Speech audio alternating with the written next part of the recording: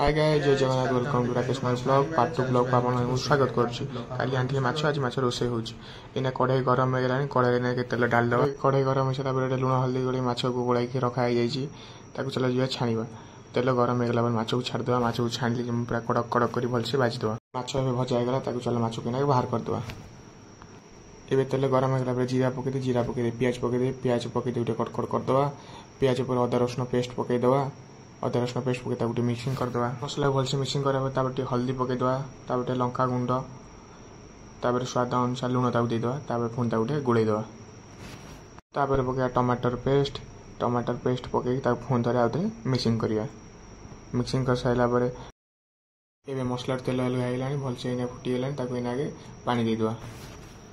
पानी दे सारा परे ताको इना के घोरै दबा 5 मिनिट भाई फुटिया पई छाड़ दबा ताको एपटे आलू छाणी रखिथिलु पानी फुटला परे आलू को पके दबा तापर माछ को पके दबा माछ पके सारा पर गरम मसला मार देकी ताको घोरै दबा घोरै सारा पर माछ तरकारी रेडी